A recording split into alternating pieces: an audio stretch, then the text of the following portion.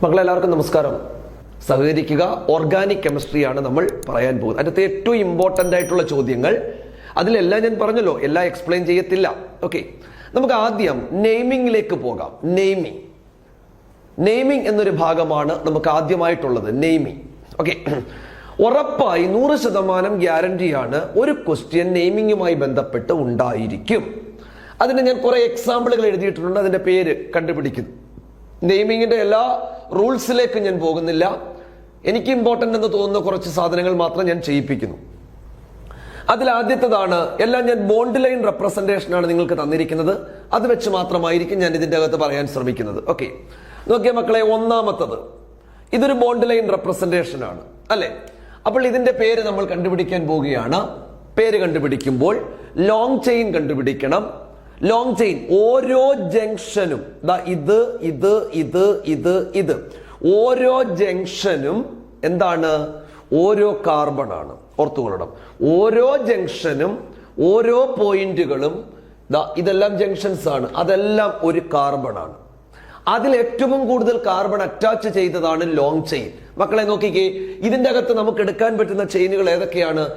ഇവിടെ തുടങ്ങി ഇങ്ങോട്ട് വന്ന് മേപ്പോട്ട് പോകാം, അതൊരു ചെയിനാ. ഇവിടുന്ന് വന്ന് ഇങ്ങനെ വന്നൊരു ചെയിനാ. ഇവിടുന്ന് ഇങ്ങനെ വന്നൊരു ചെയിനാ. അപ്പൊ അതിൽ ഏറ്റവും കൂടുതൽ കാർബൺ ഏതാണ്? അത് കണ്ടുപിടിക്കുക. അത് 2 എണ്ണം ഉണ്ട്. 1, 2, 3, 4. മേപ്പോട്ട് എടുത്താൽ 5, ഇങ്ങോട്ട് എടുത്താലും 5. അപ്പൊ നമുക്ക് നേരെ കിടക്കുന്നത് ലോങ് ചെയിൻ ആയിട്ട് പരിഗണിച്ചാൽ ഈ മുകളിലേക്ക് പോയതിനെ ഞാൻ ബ്രാഞ്ച് ആക്കുന്നു. ഇതിനെ ഞാൻ ബ്രാഞ്ച് ആക്കുന്നു. ഓക്കെ, ഇതിനെ ഞാൻ ബ്രാഞ്ച് ആക്കുന്നു. ബ്രാഞ്ചിനെ തൽക്കാലം റൗണ്ട് ചെയ്ത് കഴിഞ്ഞാൽ നമുക്ക് കണ്ടുപിടിക്കാൻ എളുപ്പമാണ്. ഇനി നമ്മൾ ചെയ്യേണ്ടത് ഈ ബ്രാഞ്ച്, അതായത് ഈ മുകളിലേക്ക് പോയിരിക്കുന്ന വരെയാണ് ബ്രാഞ്ച് എന്ന് പറയുന്നത്. അത് അറ്റാച്ച് ചെയ്തിരിക്കുന്നത് ഈ കാർബൺ ആണ്. ആ കാർബണിന്റെ പൊസിഷൻ നമ്പർ വേണം. നമ്മുടെ നിയമം എന്താ? ലീസ്റ്റ് നമ്പർ ആണ് പൊസിഷൻ നമ്പർ ആയിട്ട് വേണ്ടത്. ഇവിടുന്ന് എണ്ണുമ്പോൾ 1, 2, 3, 4 കിട്ടും. ഇവിടുന്ന് എണ്ണുമ്പോൾ 1, 2 കിട്ടും. ഏതാ എടുക്കേണ്ടത്? ലീസ്റ്റ് നമ്പറിലെ മക്കളെ എടുക്കേണ്ടത്. അപ്പൊ നമ്മുടെ ആൻസർ എന്തോ വന്നില്ല, 2 എന്നാണ് നമുക്ക് പൊസിഷൻ നമ്പർ കിട്ടുന്നത്. അത് കഴിഞ്ഞിട്ട് നമ്മൾ ഹൈഫൻ ഇടണം. ബ്രാഞ്ചിന്റെ നെയിം ആണ് അടുത്ത പരിപാടി. ഒരു വര സൂചിപ്പിക്കുന്നത് മീഥൈലാണ്. അപ്പോൾ 2-മീഥൈൽ. ഓക്കെ, 2-മീഥൈൽ. ആകെ എത്ര കാർബൺ? 1, 2, 3, 4, 5. 5 കാർബൺ ആണ് വന്നതെങ്കിൽ അത് പെന്റൈൻ ആണ്, അല്ലെ? 2-മീഥൈൽ പെന്റൈൻ എന്നാണ് ഇതിന്റെ പേര് കിട്ടുന്നത്. മറ്റു പരിപാടികളൊന്നുമില്ല. അതോടുകൂടി അവസാനിക്കും. രണ്ടാമത്തെ എക്സാമ്പിളിലേക്ക് പോവുകയാണെങ്കിൽ, രണ്ടാമത്തതിൽ ഏതാണ്? ലോങ് ചെയിൻ എന്ന് കണ്ടുപിടിക്കണം, അല്ലെ? ലോങ് ചെയിൻ കണ്ടുപിടിക്കുമ്പോൾ ഇവിടെ ഇങ്ങനെയുണ്ട്, ഇവിടെ ഇങ്ങനെയുണ്ട്. ഇവിടെ എടുക്കാൻ പറ്റിയ ബ്രാഞ്ചുകൾ ഏതൊക്കെയാണെന്ന് നോക്കിയ മക്കളെ. 1, 2, 3, 4, 5, 6, 7, 8 മുകളിലേക്ക് പോയാൽ അല്ലാതായാലോ 1, 2, 3, 4, 5, 6, 7, 8, 9. അപ്പോൾ കൂടുതൽ കാർബൺ വരുന്നതാണ് ലോങ് ചെയിൻ. അപ്പോൾ നമ്മുടെ ബ്രാഞ്ച് നമ്മൾ ഇത് ബ്രാഞ്ചാണ്, ഇത് ബ്രാഞ്ചാണ്. അത് കണ്ടുപിടിക്കാൻ ഇവിടെ ഒരു റൗണ്ട് കൊടുക്കുന്നു, ഇവിടെ ഒരു റൗണ്ട് കൊടുക്കുന്നു. കണ്ടോ? ഇനി ഇതിന്റെയും പൊസിഷൻ നമ്പർ വേണം. രണ്ടിന്റെയും പൊസിഷൻ നമ്പറിന്റെ സം എന്ന് പറഞ്ഞാൽ ലീസ്റ്റ് നമ്പർ ആയിരിക്കണം. രണ്ട് സൈഡിൽ നിന്ന് നമ്പർ കൗണ്ട് ചെയ്ത് നോക്കുക. 1, 2, 3, 4. ഇതിനെത്ര കിട്ടി? 5. ഇതിനെത്ര കിട്ടി? 6. 5 + 6 11. തിരിച്ചെടുത്തു കഴിഞ്ഞാൽ 1, 2, 3. ഇതിന് 4, ഇതിന് 5. 4 + 5 9. ശരിയല്ലേ മക്കളെ? അപ്പോൾ ഏതാണ് ലീസ്റ്റ് നമ്പർ എന്ന് പറഞ്ഞാൽ 4 + 5 അല്ലേ ലീസ്റ്റ്? അത് ഇവിടെ നിന്ന് നമ്പർ ഇട്ടതാണ്. ലെഫ്റ്റിൽ നിന്നും റൈറ്റിൽ നിന്നും ലെഫ്റ്റിലേക്ക്, ഇവിടെ നിന്ന് ഇങ്ങോട്ട്. അപ്പൊ നമ്മൾ നമ്പർ ഇടുമ്പോൾ ഇതിന് 1, ഇത് 2, ഇത് 3, ഇത് 4, ഇത് 5, 6, 7, 8, 9. ഓക്കെ, ഇനി നമ്മൾ ബ്രാഞ്ചിന്റെ പേര് എഴുതുകയാണ്. ആദ്യം എഴുതേണ്ടത് എപ്പോഴും ഈഥയിലാണ്. ആൽഫബറ്റിക് ഓർഡറിൽ മീഥയിലും വന്നാൽ ആദ്യം നിങ്ങൾ എഴുതേണ്ടത് ഈഥയിലാണ്. ഓക്കെ, അപ്പോൾ ഈഥയിൽ എഴുതുമ്പോൾ ഇതിന്റെ പേരാണ് ആദ്യം എഴുതേണ്ടത്. 4- ഈഥൈൽ. വീണ്ടും ഹൈഫൻ, കാരണം ഇനി നമ്മൾ സംഖ്യയാണ് എഴുതാൻ പോകുന്നത്. ഒരു പേരിനും ഒരു സംഖ്യക്കും ഇടയിൽ ഹൈഫൻ ഉണ്ടായിരിക്കണം. ഇതിന്റെ നമ്പർ എത്രയാ മക്കളെ? 5-മീഥൈൽ. ഓക്കെ, 4-ഈഥൈൽ, 5-മീഥൈൽ. 9 കാർബൺ വന്നാൽ നൊണൈൻ, അല്ലെ? നൊണൈൻ എന്ന് കിട്ടും. 4-ഈഥൈൽ, 5-മീഥൈൽ, നൊണൈൻ. സിമ്പിൾ, ഇത്രയേ ഉള്ളൂ അതിലെ പരിപാടി. ഇനി അടുത്തൊരു എക്സാമ്പിളിലേക്ക് നോക്കിക്കേ. ചെയ്ത് പഠിക്കണേ മക്കളെ, ചെയ്ത് പഠിച്ചെങ്കിൽ മാത്രമേ ആൻസർ ചെയ്യാൻ പറ്റത്തുള്ളൂ. ഇവിടുത്തെ പ്രത്യേകത എന്താ? ഇവിടെ ഒരു വര സൂചിപ്പിക്കുന്നത് CN ആണ്. CN എന്ന് പറഞ്ഞാൽ സയാനോ അഥവാ നൈട്രൈൽ എന്ന് പറയും. നൈട്രൈൽ. ഇവിടെ CN എന്ന് പറഞ്ഞാൽ സഫിക്സ് ആണ്. CN-ന് 2 പേരുണ്ട്. അത് പ്രിഫിക്സ് ആയിട്ട് വരികയാണെങ്കിൽ സയാനോ, സഫിക്സ് ആയിട്ട് വരികയാണെങ്കിൽ നൈട്രൈൽ. ഇവിടെ ഇത് സഫിക്സ് ആണ്, കാരണം വേറെ ഒരാളും ഒരു ഫങ്ഷണൽ ഗ്രൂപ്പും ഇവിടെ വന്നിട്ടില്ല. അതുകൊണ്ട് CN ഇവിടെ സഫിക്സ് ആണ്. സഫിക്സ് വന്നാൽ നമ്മൾ എഴുതേണ്ട പേര് നൈട്രൈലാണ്. ഓക്കെ, അപ്പോൾ നിങ്ങൾ ചെയ്യേണ്ടത് ഇവിടെ നിന്നാണ് കാർബൺ സ്റ്റാർട്ട് ചെയ്യേണ്ടത്, എണ്ണേണ്ടത്. ഇവിടെ ലീസ്റ്റ് നമ്പർ ഒന്നുമില്ല. ഒരു ഫങ്ഷണൽ ഗ്രൂപ്പ് വന്നാൽ, മെയിൻ ഫങ്ഷണൽ ഗ്രൂപ്പ് വന്നാൽ അതിന് ഏറ്റവും ലീസ്റ്റ് നമ്പർ കിട്ടണം. അപ്പോൾ ഈ കാർബണിന് 1 കിട്ടണം. ഇത് 1 ഇത് 2, 3, 4, 5. ഓക്കെ, അപ്പോൾ ഇതെന്താണ്? മീഥൈലല്ലേ ഇത്? ആ മീഥൈൽ എത്ര കിട്ടി മക്കളെ? 3 മീഥൈൽ. ഓക്കെ, 3 മീഥൈൽ എത്ര കാർബൺ ഉണ്ടാകെ? 1 2 3 4 5 വന്നാൽ വേർഡ് റൂട്ട് പെന്റൈൻ എന്നാണ്. നമ്മൾ സാധാരണ പേരിന്റെ അവസാനത്തെ ഈ കളഞ്ഞിട്ടാണ് സഫിക്സ് ചേർക്കുന്നത്. എന്നാൽ നൈട്രൈൽ സ്റ്റാർട്ട് ചെയ്യുന്നത് എന്നിലായതുകൊണ്ട് 2 അടുപ്പിച്ച് പറ്റത്തില്ല. അതുകൊണ്ട് നിങ്ങൾ ഈ കളയാതെ നൈട്രൈൽ എന്ന് എഴുതുക. 3 മീഥൈൽ പെന്റൈൻ നൈട്രൈൽ എന്നാണ് ഈ കോമ്പൗണ്ടിന്റെ പേര്. ക്ലിയർ ആയല്ലോ? ഡൗട്ട് വരുത്തില്ലല്ലോ? ഓക്കെ, അടുത്തത് നോക്കിക്കേ മക്കളെ. അടുത്തതിൽ എന്താ പ്രത്യേകത നോക്കണേ. നിങ്ങൾ ഇതിനെ ഞാനൊരു ജനറലൈസ് ചെയ്ത് കാണിക്കാം.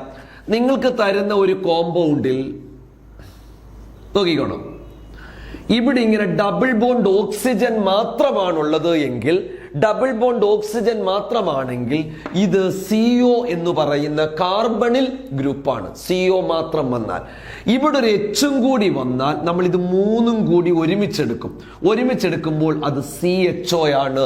ആൽഡിഹൈഡ് വിഭാഗത്തിൽ വരും. ആലെന്ന സഫിക്സ് കൊടുക്കണം.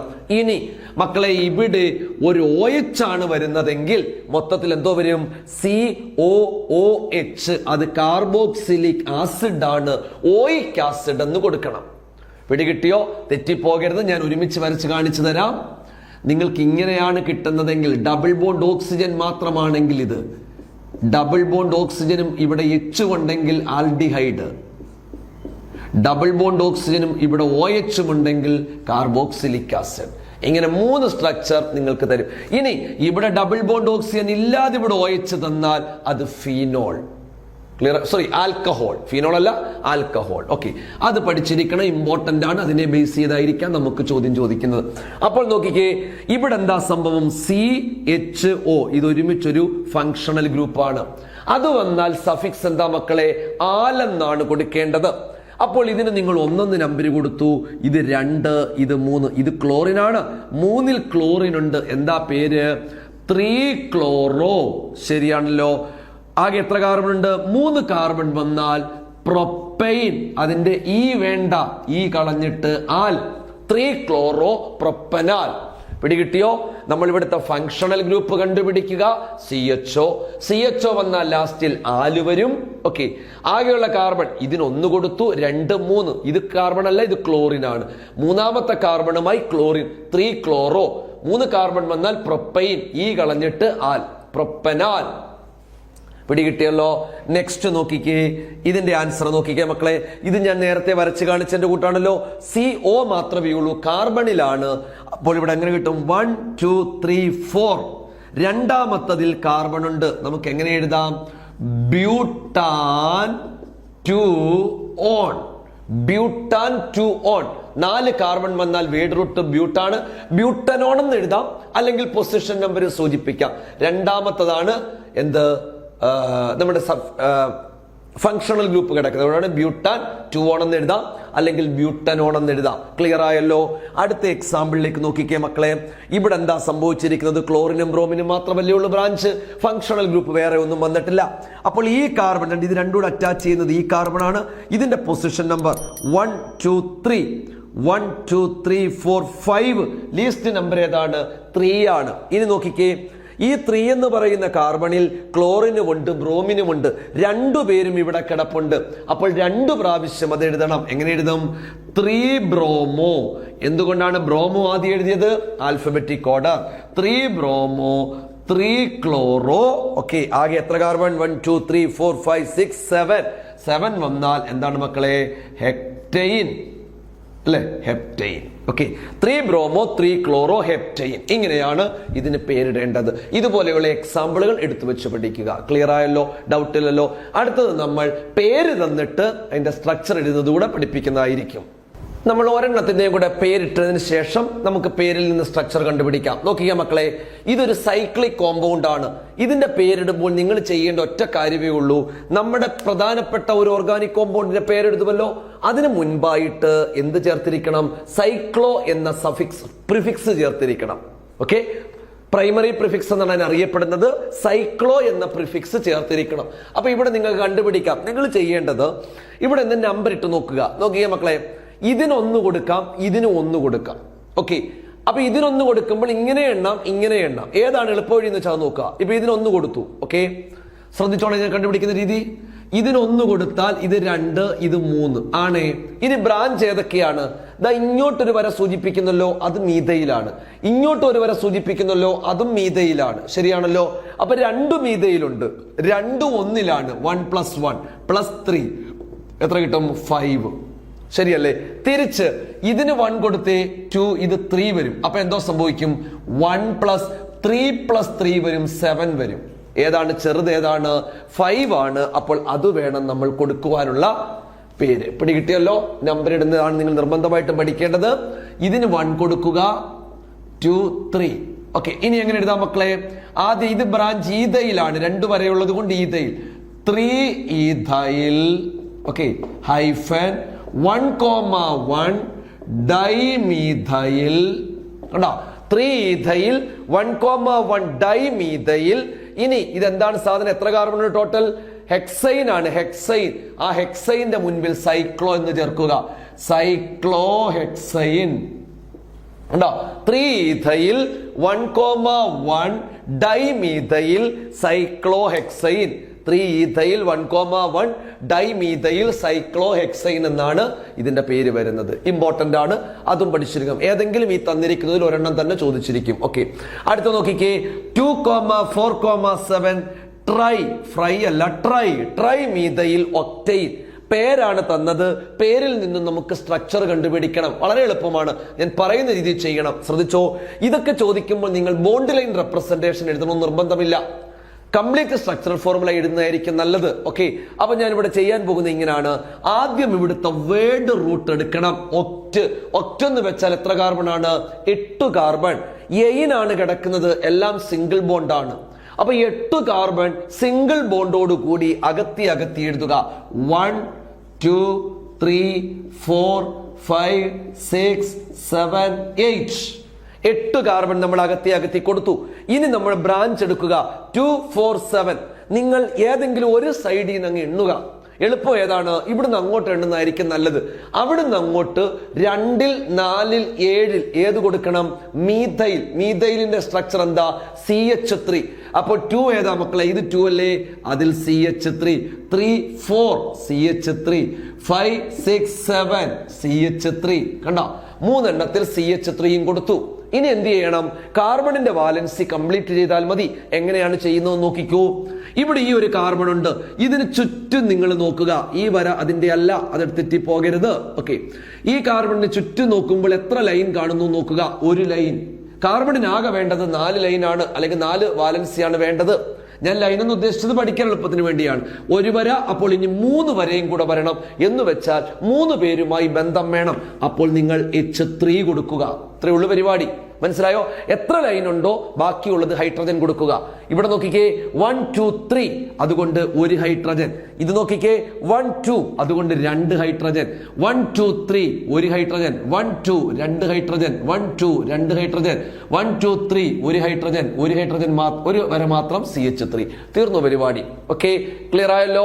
ഇങ്ങനെയാണ് അതിന്റെ പേരിൽ നിന്നും സ്ട്രക്ചർ കണ്ടുപിടിക്കേണ്ടത്. അടുത്ത ഒരു എക്സാമ്പിളിലേക്ക് പോകാം. ഏതാണ്? 2 ക്ലോറോ 4 മീഥൈൽ പെന്റൈൻ. അവിടെയും വേർഡ് റൂട്ട് എടുക്കുക. പെന്റ് എന്ന് പറഞ്ഞാൽ 5 കാർബൺ. Okay, 5 carbon. എവിടെയൊക്കെയാണ് ബ്രാഞ്ച്?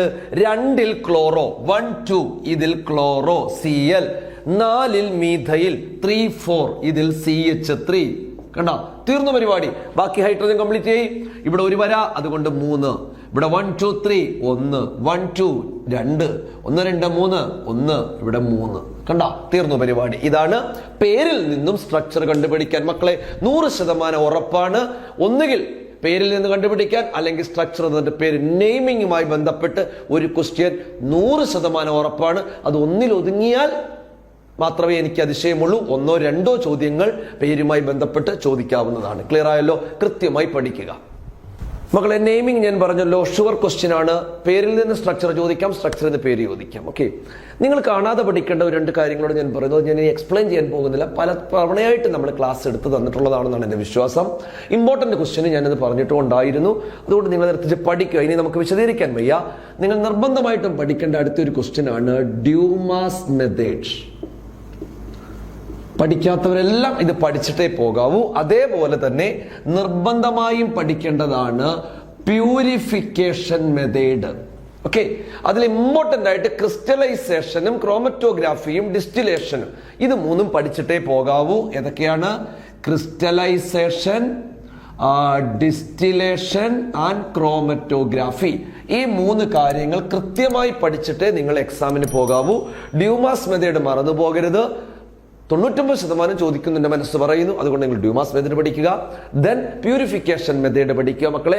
അതിൻ്റെ അകത്തൊക്കെ ഇതിന്റെ അകത്തുള്ള പ്രിൻസിപ്പിൾ അതൊക്കെ ആയിരിക്കും മിക്കവാറും ചോദിക്കുന്നത്. അതൊക്കെ ഞാൻ ആ വീഡിയോയ്ക്കകത്ത് പറഞ്ഞിട്ടുണ്ട്, മുൻപുള്ള വീഡിയോയിൽ പറഞ്ഞിട്ടുണ്ട്. നിങ്ങൾ അതുകൂടെ എടുത്ത് കാണുക. ഇമ്പോർട്ടന്റ് ആയിട്ട് അത് പഠിച്ചിരിക്കണം. ഇനി ഇതിന്റെ അകത്ത് ഞാൻ ഇമ്പോർട്ടന്റ് ആയിട്ട് അവിടെ ഞാൻ പറയാത്ത 1 കാര്യങ്ങളാണ് ഇവിടെ പറയാൻ പോകുന്നത്. നിങ്ങൾ അറിഞ്ഞിരിക്കേണ്ട ഒരു എണ്ണമാണ് ഹോമോളിസിസും ഹെറ്ററോളിസിസും. ഏതൊക്കെയാണ്? ഹോമോളിസിസും ഹെറ്ററോളിസിസും നിർബന്ധമായ കാര്യമാണ്. ഹോമോളിസിസും ഹെറ്ററോളിസിസും. എന്താണ് ഹോമോളിസിസ്, എന്താണ് ഹെറ്ററോളിസിസ്? വളരെ സിമ്പിൾ ആണ്. ഇതിന്റെ പ്രോഡക്റ്റും കാര്യങ്ങളും മാത്രം അറിഞ്ഞാൽ മതി മക്കളെ.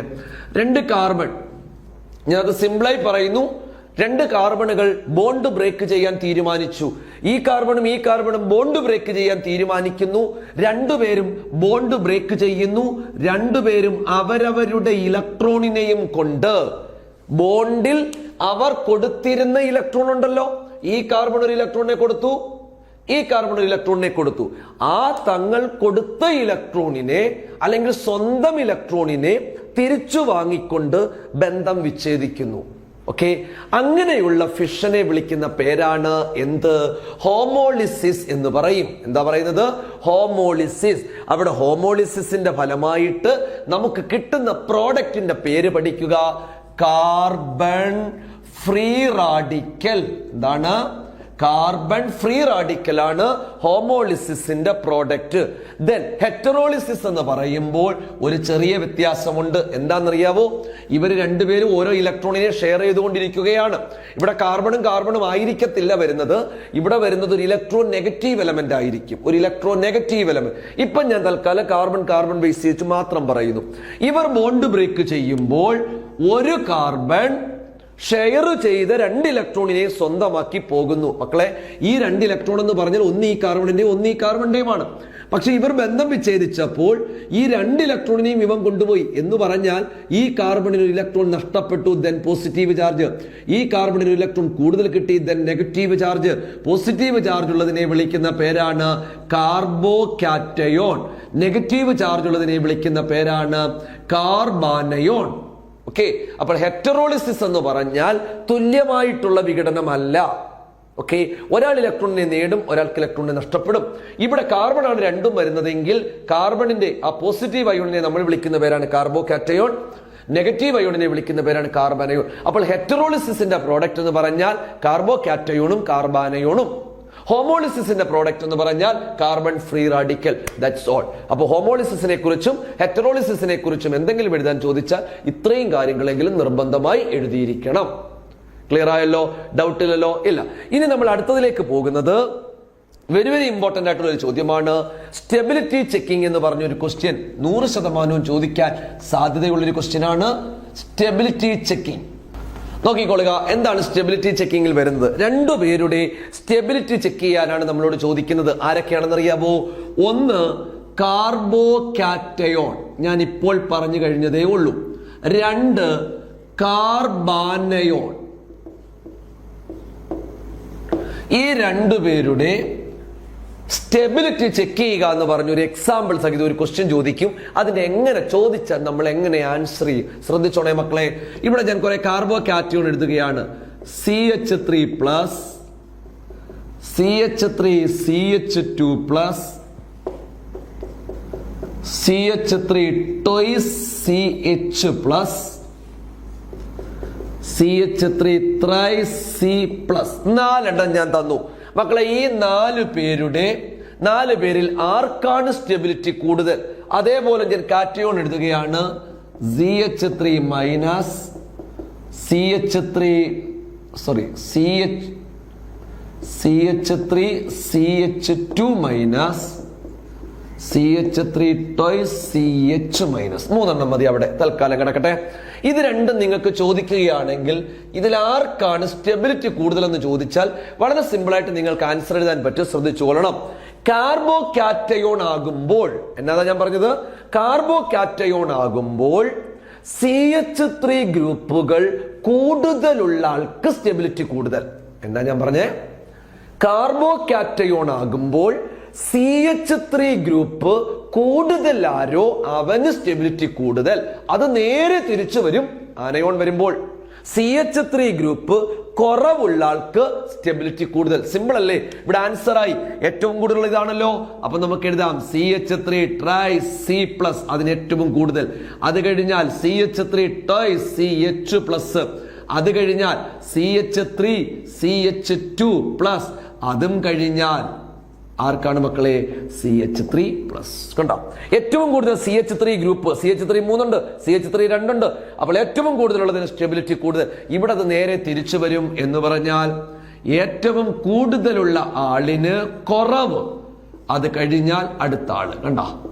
ഇങ്ങനെ പോകും. ഏറ്റവും കൂടുതലുള്ളത് CH3 ഗ്രൂപ്പ്, കുറവുള്ള ആൾക്കാർക്ക് പ്ലസ് അല്ല, ഇവിടെ മൈനസ് ഉള്ള ആൾക്കായിരിക്കും സ്റ്റെബിലിറ്റി ഏറ്റവും കുറവ്. പിടികിട്ടിയല്ലോ? അപ്പൊ സ്റ്റെബിലിറ്റി ചെക്കിങ്ങുമായി ബന്ധപ്പെട്ട് ഈ ഒരു ക്വസ്റ്റ്യൻ പ്രതീക്ഷിക്കുക. അവിടെ പഠിച്ചു വെക്കേണ്ടത് ഇതേ ഉള്ളൂ. കാർബോ കാറ്റയോൺ ആണോ CH3 കൂടുതലുള്ള ആൾക്ക് സ്റ്റെബിലിറ്റി? കാർബാനയോൺ ആണോ CH3 കുറവുള്ള ആൾക്ക് സ്റ്റെബിലിറ്റി കൂടുതൽ? ക്ലിയർ ആയല്ലോ? പഠിക്കുക മക്കളെ. നമ്മൾ അടുത്തത് പോകുന്നത് ഇമ്പോർട്ടന്റ് ആയ മറ്റൊരു ഭാഗത്തിലേക്കാണ് പോകുന്നത്. ഐസോമറിസവുമായി ബന്ധപ്പെട്ട ഒരു ക്വസ്റ്റ്യൻ ഉണ്ടായിരിക്കും അല്ലെ? നമുക്കറിയാം 2 തരത്തിലുള്ള ഐസോമറിസം ഉണ്ട്. സ്ട്രക്ചറൽ ഐസോമറിസം ഉണ്ട്, ജോമെട്രിക്കൽ ഐസോമറിസം ഉണ്ട്. സ്ട്രക്ചറൽ ഐസോമറിസത്തെ നമ്മൾ 4 ആയി തരംതിരിച്ചിട്ടുണ്ട്. ഏതൊക്കെയാണ്? സ്ട്രക്ചറൽ ഐസോമറിസം ഉണ്ട്, പൊസിഷൻ ഐസോമറിസം ഉണ്ട്, ഫങ്ഷണൽ ഗ്രൂപ്പ് ഐസോമറിസം ഉണ്ട്, മെറ്റാമറിസം ഉണ്ട്. അതിൽ എല്ലാത്തിനെ കുറിച്ച് ഞാൻ പറയുന്നില്ല. ഇമ്പോർട്ടന്റ് ആയിട്ട് നിങ്ങൾ പഠിച്ചു വെക്കേണ്ട ഒരു ഐസോമറിസമാണ് മെറ്റാമറിസം.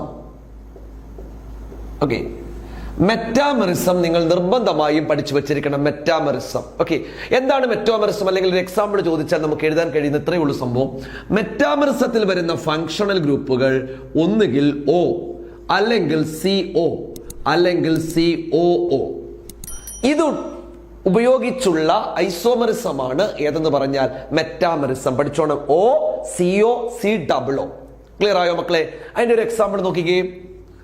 CH3O CH2 CH3. ഇതിന്റെ ഒരു ഐസോമർ ആണ്. ഇതിന്റെ ഐസോമർ വരത്തില്ല. CH3. Okay, CH3 CH2O CH2 CH3. നോക്കിക്കേ, ആകെ കാർബണും ആകെ ഓക്സിജനും എണ്ണിക്കഴിഞ്ഞാൽ 1 2 3 4 കാർബൺ, 1 2 3 4 കാർബൺ. ഹൈഡ്രജൻ കറക്റ്റ് ആയിരിക്കും. ഓക്സിജൻ ഇവിടെ എന്താ സംഭവിച്ചത്? ഒരു CH3 ഗ്രൂപ്പ്, ഇവിടെ 3 CH ഗ്രൂപ്പ്, ഇവിടെ 2 2. ഇങ്ങനെ ഒരു ഫങ്ഷണൽ ഗ്രൂപ്പിന്റെ 2 സൈഡിലും ഈ ഫങ്ഷണൽ ഗ്രൂപ്പുകളെ വിളിക്കുന്ന പേര് ഡൈവാലന്റ് എന്നാണ്. 2 വാലൻസി ഉള്ള ഫങ്ഷണൽ ഗ്രൂപ്പാണ് ഇത് 3. 2 വാലൻസി, 2 സൈഡിലും വാലൻസി കംപ്ലീറ്റ് ചെയ്യാൻ പറ്റും. ഓക്കെ, ഡൈവാലന്റ് എന്ന് പറയും. ആ ഡൈവാലന്റുകൾക്കുള്ള ഐസോമറിസമാണ് ഏത്? മെറ്റാമറിസം. അപ്പോൾ ഇതിന് 2 സൈഡിലുള്ള ആൽക്കൈൽ ഗ്രൂപ്പുകളുടെ എണ്ണം വ്യത്യാസപ്പെടും. ക്ലിയർ ആയോ? ഈ പറഞ്ഞതിന്റെ 2 സൈഡിലുമുള്ള ആൽക്കൈൽ ഗ്രൂപ്പുകളുടെ എണ്ണം വ്യത്യാസപ്പെട്ടാൽ that isomerism are called metamerism. ഇതൊരു എക്സാമ്പിൾ അല്ലേ മക്കളെ? അടുത്ത നോക്കിക്കേ, നമുക്ക് ഇതിന് പകരം ആരെ കൊടുക്കാം? CO കൊടുക്കുക. കണ്ടോ? ഇവിടെ നിങ്ങൾക്ക് ഇഷ്ടമുള്ളത്ര എഴുതാം, പ്രശ്നമൊന്നുമില്ല. ഇഷ്ടമുള്ളത്ര അത്രയും തന്നെ വീതം വെച്ച് ഇവിടെ 2 4 ആകെ 6 വന്നല്ലോ. 3 കൊടുക്കുക. കണ്ടോ, ഇവിടെ CO, CH2, CH2, CH3 ഇതുപോലെ ഐസോമറിസമാണ്. ഇനി ഈ സിഒയുടെ സ്ഥാനത്ത് നിങ്ങൾക്ക് COO കൊടുക്കാം. ക്ലിയർ ആയല്ലോ? ഈ ഐസോമറിസമാണ് ഏതെന്ന് പറയുന്നത് മെറ്റാമെറിസം എന്ന് പറയുന്നത്. വെരി വെരി ഇമ്പോർട്ടന്റ് ആണ്. സ്ട്രക്ചറൽ ഐസോമറിസവും ഫങ്ഷണൽ ഗ്രൂപ്പ് ഐസോമറിസവും പിന്നെ പൊസിഷൻ ഐസോമറിസത്തിന്റെയും കൂട്ടു പ്രാധാന്യമുണ്ട്. ഒരുപടി മുൻപിൽ നിൽക്കുന്ന പ്രാധാന്യമുള്ള ഒരു ഐസോമറിസമാണ് മെറ്റാമെറിസം. ക്ലിയർ ആയല്ലോ? അത് പഠിക്കുക. അത് കഴിഞ്ഞിട്ട് നമുക്ക് ജോമെട്രിക്കൽ ഐസോമറിസം, സ്റ്റീരിയോ ഐസോമറിസത്തിൽ ജോമെട്രിക്കൽ ഐസോമറിസം നമ്മൾ പഠിക്കുന്നുണ്ട്. സ്റ്റീരിയോ ഐസോമറിസത്തിൽ ജോമെട്രിക്കൽ ഐസോമറിസം, ജോമെട്രിക്കൽ ഐസോമറിസത്തിൽ വരുന്ന 2 എണ്ണമാണ് സിസും ട്രാൻസും. തെറ്റിപ്പോകരുത്, സിസും ട്രാൻസും. സിസും ട്രാൻസുമാണ് വളരെ ഇമ്പോർട്ടന്റ്. ഈ 2 ഐസോമറുകളാണ് നമുക്ക് വരേണ്ടത്, cis and trans. Okay, geometrical isomerism സംഭവിക്കണമെങ്കിൽ അവിടെ ഒരു കണ്ടീഷൻ ഉണ്ട്, അത് നിങ്ങൾ അറിഞ്ഞിരിക്കണം. എല്ലാത്തിലും ജോമെട്രിക്കൽ ഐസോമറിസം സംഭവിക്കത്തില്ല. 2 കണ്ടീഷനാണ് മസ്റ്റായിട്ട് പഠിച്ചു വെക്കേണ്ടത്. ഒന്ന്, ഇതൊരു ഡബിൾ ബോണ്ടഡ് കാർബൺ ആയിരിക്കണം. ഡബിൾ ബോണ്ട് മസ്റ്റ് ആണ്. ഡബിൾ ബോണ്ട് വന്നെങ്കിൽ മാത്രമേ എന്ത് സംഭവിക്കത്തുള്ളൂ? Geometrical isomerism സംഭവിക്കത്തുള്ളൂ. രണ്ടാമത്തെ നിർബന്ധം എന്ന് പറഞ്ഞാൽ ഈ double bonded carbon atom, okay, double bonded carbon ആറ്റത്തിന്റെ വാലൻസി ഷുഡ് ബി ഡിഫറന്റ് ആയിരിക്കണം. ഈ കാർബണിന്റെ വാലൻസികൾ പോകുന്നത് 2 വ്യത്യസ്ത ആൾക്കാരിലേക്കായിരിക്കണം. പിടികിട്ടി കാണത്തില്ല, നോക്കിക്കോണം. CH3 CH double bond CH2 ഇങ്ങനെയാണ് തന്നിരിക്കട്ടെ. ശ്രദ്ധിച്ചേ മക്കളെ, ഇവിടുത്തെ ഡബിൾ ബോണ്ടഡ് കാർബൺ ഏതാ? ഇതിനെ ഞാനൊന്ന് ഒന്നുകൂടെ സ്ട്രക്ചറൽ ഫോമിലേക്ക് വരച്ച് കാണിക്കാം കൂടുതൽ മനസ്സിലാകാൻ വേണ്ടി. ഓക്കെ, നോക്കിക്കോ. ഇനി ഇവിടുത്തെ ഡബിൾ ബോണ്ടഡ് കാർബൺ ഏതാണെന്ന് പറ. ഇതൊരു ഡബിൾ ബോണ്ടഡ് കാർബൺ, ഇതൊരു ഡബിൾ ബോണ്ടഡ് കാർബൺ ആണേ. ഈ കാർബണിന്റെ 2 വാലൻസി ഡബിൾ ബോണ്ടിൽ അവസാനിക്കും, അതിന് മാറ്റമില്ല. അത് വിട്, 2 വാലൻസി അങ്ങനെ പോയി. ഇനി ഈ കാർബണിന്റെ 2 വാലൻസി ഉണ്ട്. ഒന്ന് ഈ ഹൈഡ്രജൻ, ഒന്ന് ഈ കാർബൺ എന്ന് പറഞ്ഞാൽ ഇത് മൊത്തം. ക്ലിയർ ആയോ? ഈ കാർബണിന്റെ 1 വാലൻസി ഹൈഡ്രജനോട് പോയി, 1 വാലൻസി ദാണ്ട് ഈ ഗ്രൂപ്പിനോട് പോയി, CH3 ഗ്രൂപ്പിനോട് പോയി. അപ്പൊ ഡിഫറന്റ് അല്ലേ? ഒരെണ്ണം H പോയി, ഒരെണ്ണം CH3 പോയി, ഡിഫറന്റ് ആണ്. ഇവിടെ നോക്കിക്കേ, ഈ കാർബണിന്റെ 1 വാലൻസി ഹൈഡ്രജന്, അടുത്ത വാലൻസിയും ഹൈഡ്രജന് എന്ന് പറഞ്ഞാൽ ഇത് സെയിം ആറ്റമാ. അങ്ങനെ പറ്റത്തില്ലെന്നാ പറഞ്ഞത്. ഈ കാർബണിന്റെ ഡിഫറന്റ് ആയിട്ട് വരണം വാലൻസികൾ. 2 വാലൻസി വ്യത്യസ്തരായ 2 പേരിലേക്ക് പോകണം. പിടികിട്ടിയോ? അപ്പോൾ ഈ കോമ്പൗണ്ടിൽ എന്ത് സംഭവിക്കത്തില്ല? ജോമെട്രിക്കൽ ഐസോമറിസം സംഭവിക്കത്തില്ല. പിടികിട്ടിയല്ലോ? ചെക്ക് ചെയ്യാൻ ചോദിച്ചാൽ ഇങ്ങനെയാണ് കണ്ടുപിടിക്കേണ്ടത്. അപ്പോൾ ഓർക്കുക, 2 വാലൻസികളും ഡിഫറന്റ് ആയ 2 പേരിലേക്ക് പോകണം. നോക്കിക്കോ, CH3 CH double bond CH3. ഇപ്പൊ നോക്കിക്കേ, ഇവിടുത്തെ ഡബിൾ ബോണ്ടഡ് കാർബൺ ഏതൊക്കെയാണ്? ഒന്നിത്. ഇതിന്റെ 1 വാലൻസി ഹൈഡ്രജനിലേക്ക് പോയി, 1 വാലൻസി ഹൈഡ്രജനിലേക്ക് പോയി, 1 വാലൻസി CH3യിലേക്ക് പോയി. ഇതിന്റെ 1 വാലൻസി ഹൈഡ്രജനിലേക്ക് പോയി, 1 വാലൻസി CH3യിലേക്ക് പോയി. ഡിഫറന്റ് ആണല്ലോ.